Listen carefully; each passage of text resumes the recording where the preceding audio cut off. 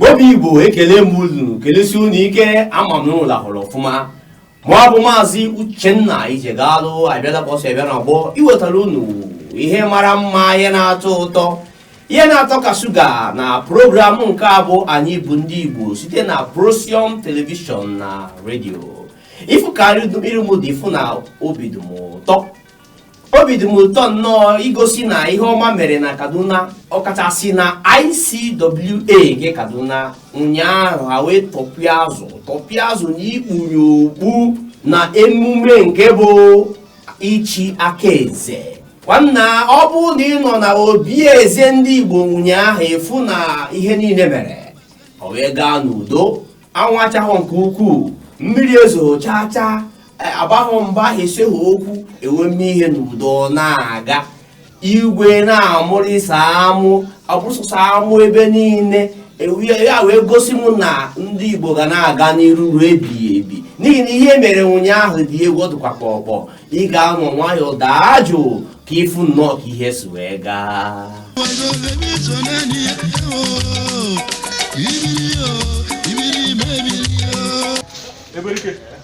Eberike, bakala.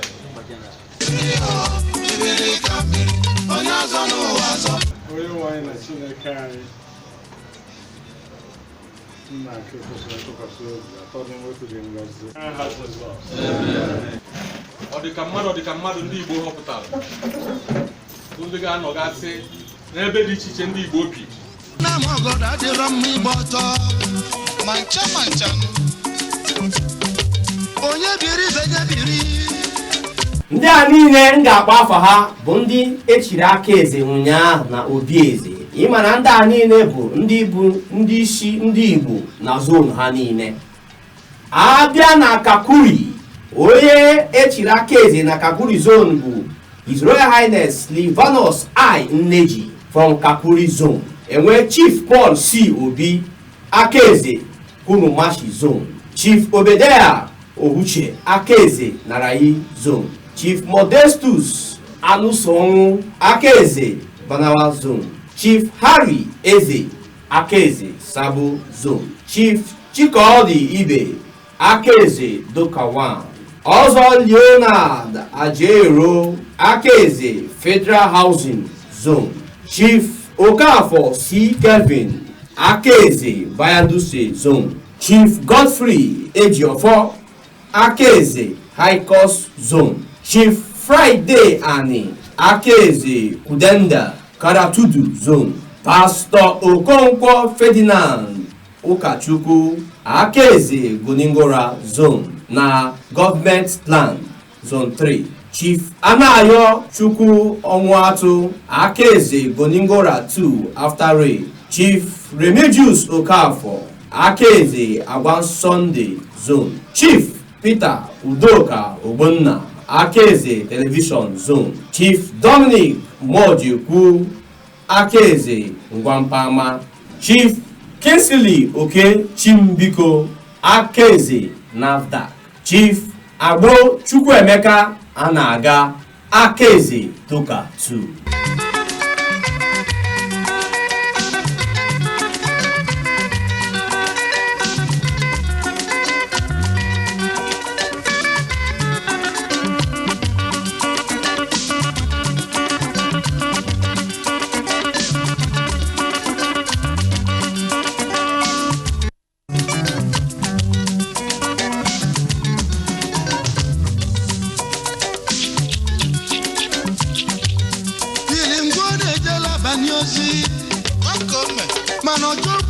Onye kalili n'ụwa ọ na-agbara ire si ogologo